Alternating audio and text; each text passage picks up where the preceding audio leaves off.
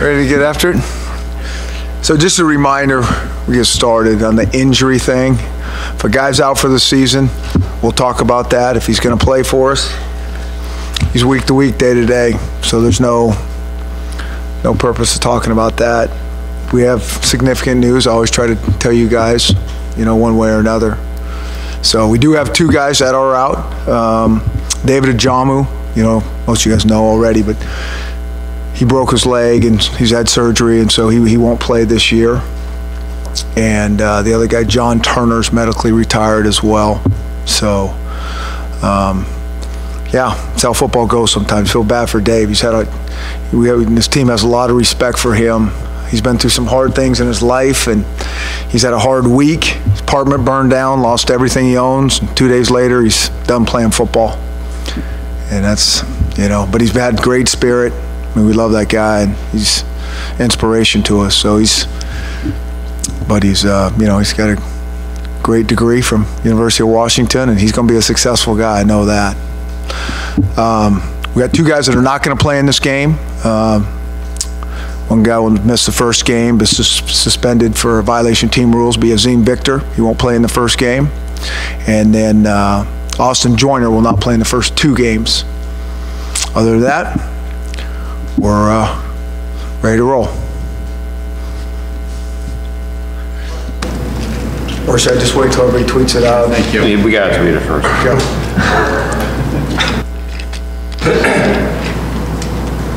Austin Joyner's absence is also suspension? Yep. 2 games. And was that also a team rule? Yeah.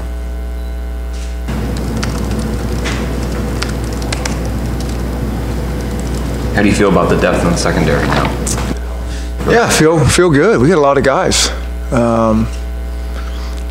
The depth's not the issue. Experience, and we'll get that. Those kids are working hard, and they're getting better every day and every week. And so we get to that point where we got to go out there and see what we got. But I'm excited to watch those guys compete. I've been proud of them.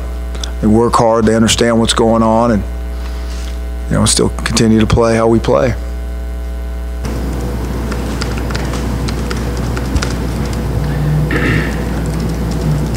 What do you know now about your approach with season openers and how to, the week leading up and in game day that maybe you didn't know your first year, leading Boise State?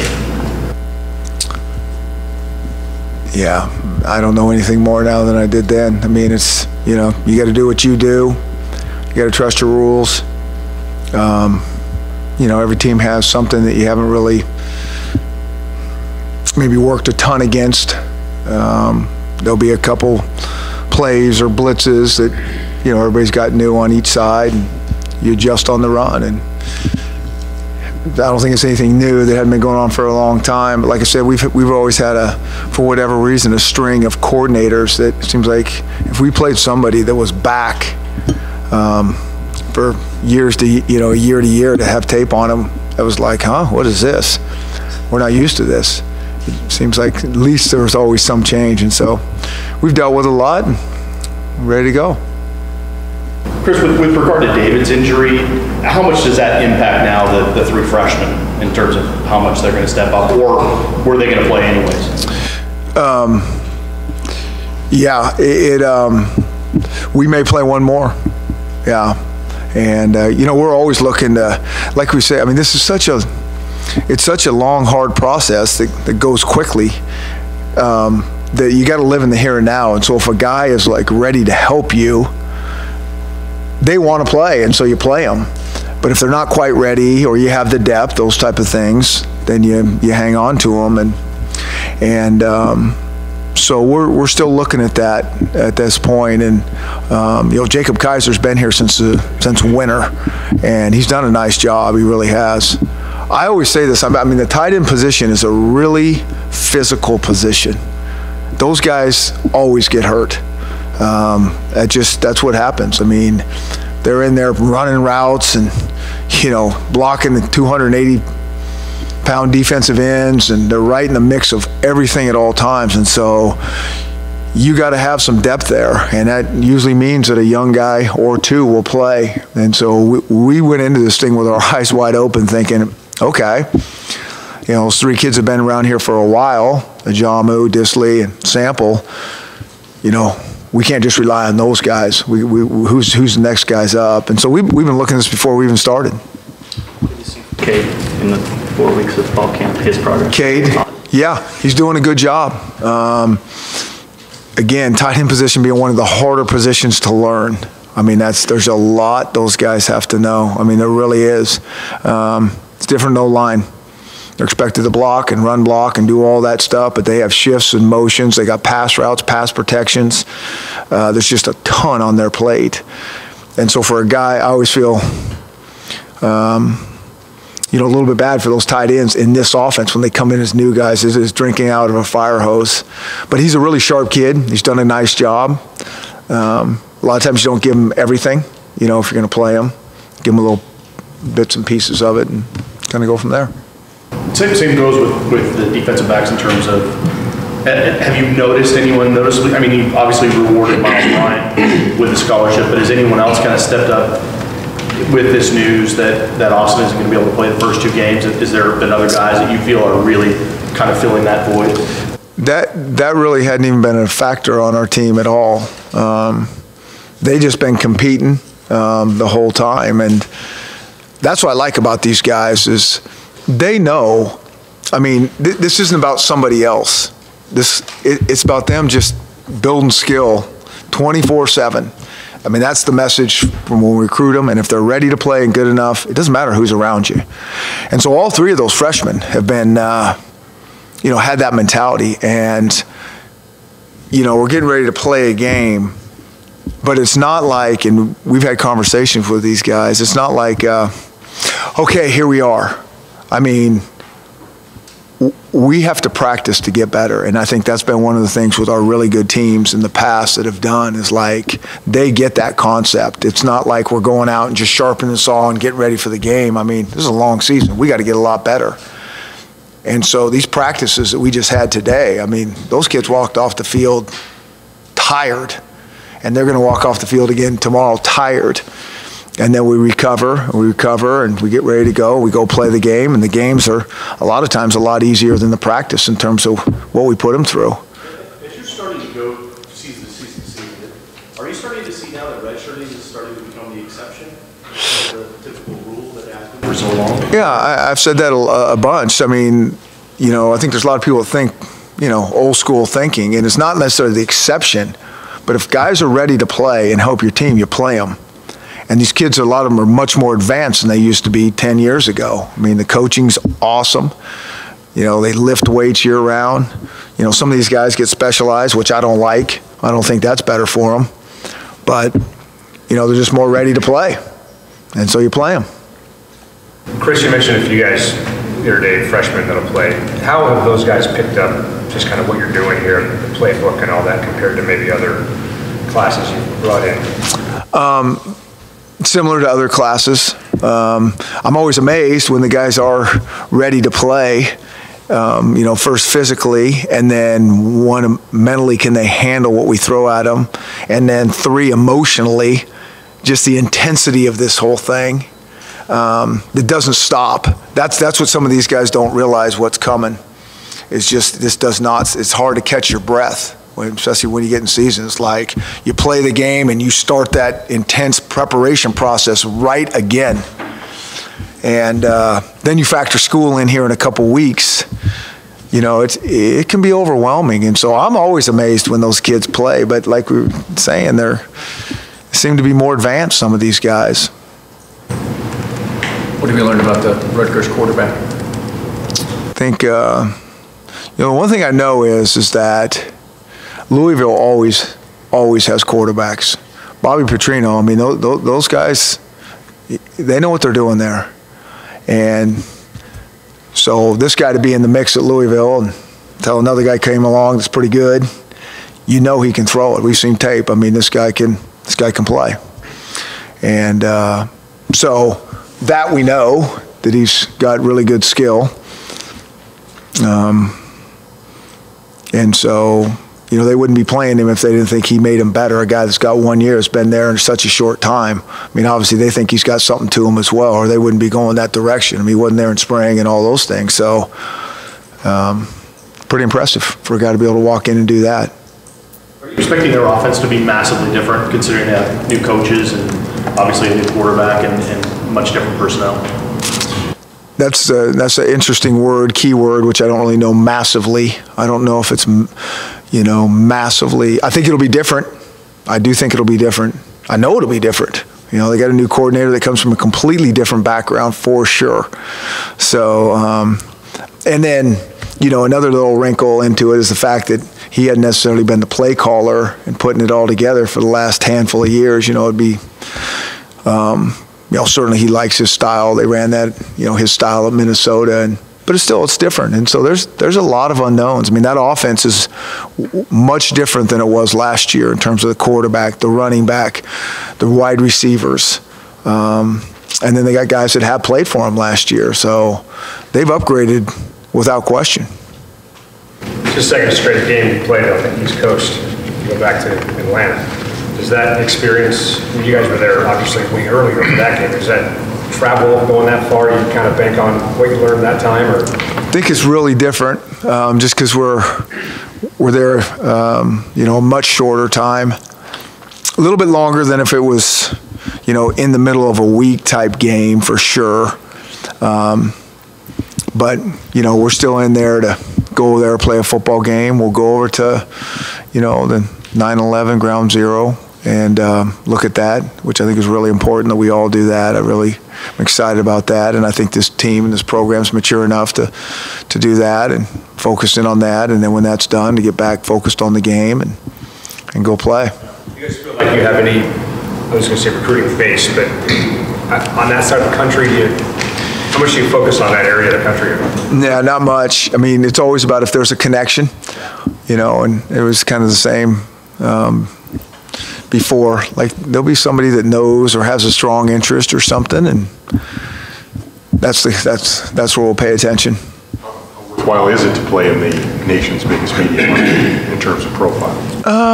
Yeah, I don't really know. That's a good question. I haven't really thought about it like that. Be a lot of people will see us that maybe don't normally see us, and so that can be unique and maybe open some doors. Would you prefer playing on a Friday? Do you have to go across country? For sure. Yeah, I prefer to play on a Thursday when you got all this time in front of you, and you can come back and really. I mean, the good thing is we'll get back 5 or 6 in the morning. And so we can give the kids that day off and let them sleep and kind of recover that way, and then go to a normal Sunday for us in terms of, because we like to come back right away and put that game and then give them a day off, but we'll kind of flip that just because of the travel. So it works good. What's the mood of the team? Are they just antsy to get going and get this thing started? Yeah, that's a good question. You can feel a little bit different. But I think that they've practiced well for the most part, so I don't feel a tremendous amount of different. It's kind of businesslike, and they're not super jumping up and down to go out there to that practice we just had, and it's different than the games. Although we're trying to recreate it as much as we can, but I think that they might be not letting us know as coaches, but I think they're excited that okay, we finally get to go play. When you have like a relatively veteran group, you said things are kind of business-like. Do you have to sometimes do an odd change up here or there, or just keep them a little off balance, or to kind of keep them going instead of just kind of doing the same routine? Yeah, I think we're still early enough that, we're not setting that routine, but I think we're always paying close attention to staleness and boredom. I think you can, like I said, that's the classic example. If you're stale and a little bit bored of, you can work hard and nothing happens. There's no improvement being made. So we're continually, I think that's my job, is to kind of really monitor that and say, wait a minute, we need to change this. And sometimes significantly. And that's really hard because we're creatures of habit and we've done it this way. And but We pay attention to that as much as we can, for sure. The Husky Olympics help. Oh, that's routine to us. You know, that's routine to me. Yeah, I think that's part of you know, breaking it up a little bit, but you know, but they're going on those things too. Those, you know, that takes a lot of time and energy on the coach's part, on this program's part, on those kids to not be laying around and sleeping and, you know, getting rested up. I mean, but we think that the trade-off is better in terms of what we get out of it, you know, rather than just messing around. You know, it's not just a mess around. We do have fun and all that, but we are competing, we are getting to know each other, we are bonding, we're doing all those type of things. But it's not just thrown together. There's a lot of time and energy and effort and thought put into that stuff. One of the new changes, I guess, is there's a command center now for replay in the conference. Oregon State, they looked like maybe hosed out of a touchdown. Mountain West doesn't do that. Are you a fan of having that extra step? And of all conferences, doing whatever you do, just doing it the same? Yeah. I think we're all kind of a fan of doing everything the same, and if it makes the game better, that's fine. I mean, I got to tell you, I mean, I think they stopped the game too much in college football as it is. I mean, they review every play as it is, and I think it's too much. That's just my 2 cents. I mean, I get it. There's some time. I mean, they review stuff and get it wrong. And so, I mean, every single play seems to be looked at, and it slows the game down, and I think everybody's trying to figure out how to speed it up. Well, that's one way. Don't look at every single play, but that's my 2 cents. How much does that just disrupt the flow of what? Between that and TV, you know, I mean, when you're stopping a lot, you know, so it is what it is. We just get to the game, call plays, do what they tell us to do. Has it been, in the time that's passed since the Alabama game, have you reflected on anything that surprised you about the outcome, the profile that you guys got from that, and the consequences of playing elite teams at that level and that kind of scrutiny? What was the question? Been surprised by anything? No. I got to tell you, I mean, this is the honest God. We kind of live in a bubble here. Like, I don't know a lot of stuff that's being said. You know, we pay attention to some things, or I get word of some things if it's a big thing, but I don't really know. I mean, we just kind of go about our business, and I really want our kids to kind of think that way as well. And so I really haven't been surprised at anything, because we're just back to building the new team up. And, you know, last year was last year, and there's some things that, you know, we're further along in terms of like just kind of how we operate and how we practice, but you got enough new guys always that you're trying to get them up to speed, so it never ever feels like we got this. You know, that's like the 3 worst words a coach can ever hear. I got you. You know, I mean, you just don't want it. No, you don't have it. We go back to square one, start again. Last year was, for this group, last year was the first time they really had to deal with outside expectations and a lot of attention. Did they, in hindsight, did they handle that as well as you expected, better than you expected? Yeah, I thought they just handled their business like we wanted them to. They just played hard every game.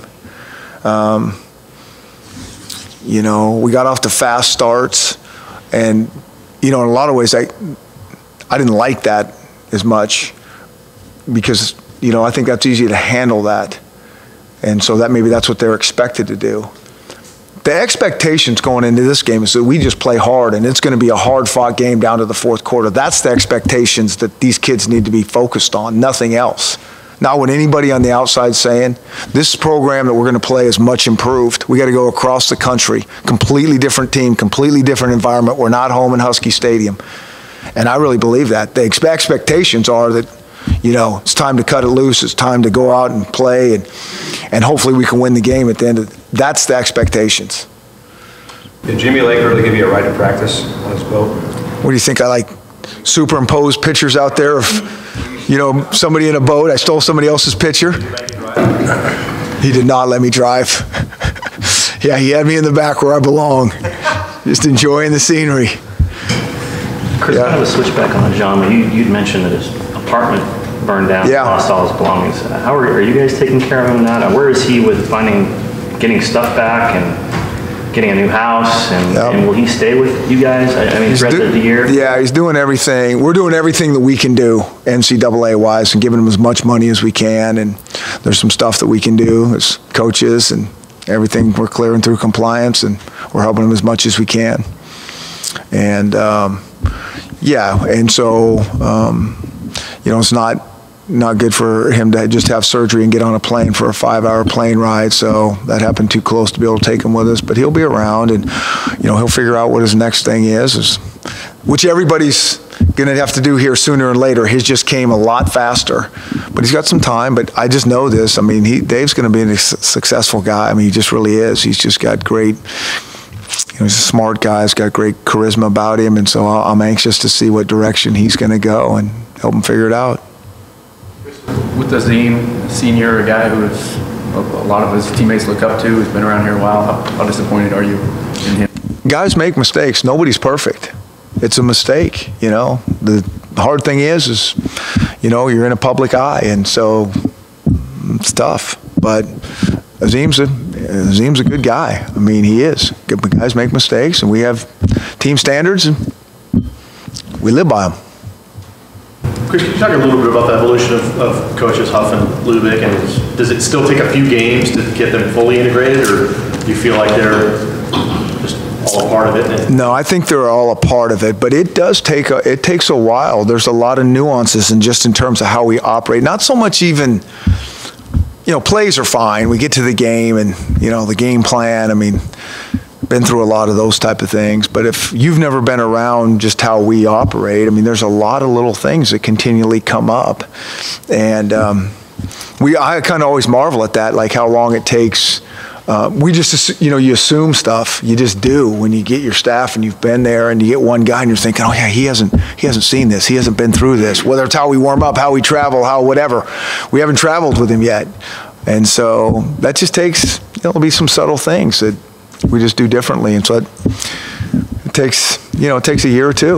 With co-offensive coordinators, so ideally, do you like that situation where you have one of the coordinators in the booth and one on the field to help out?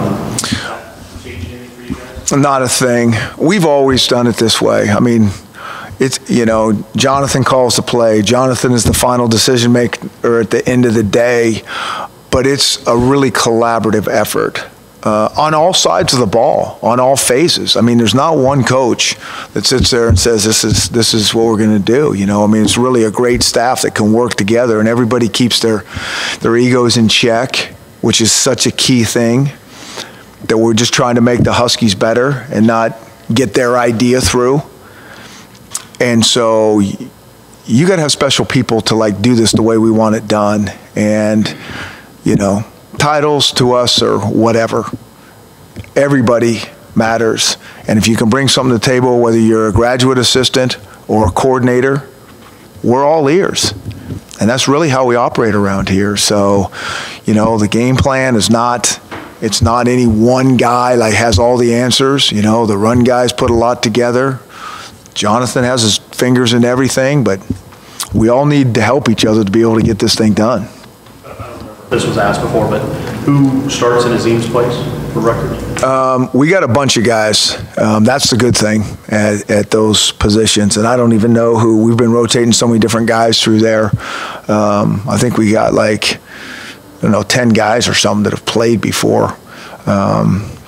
So all those other guys will get an opportunity. Those guys traveling? Are they both going to New Jersey? No. No. Good.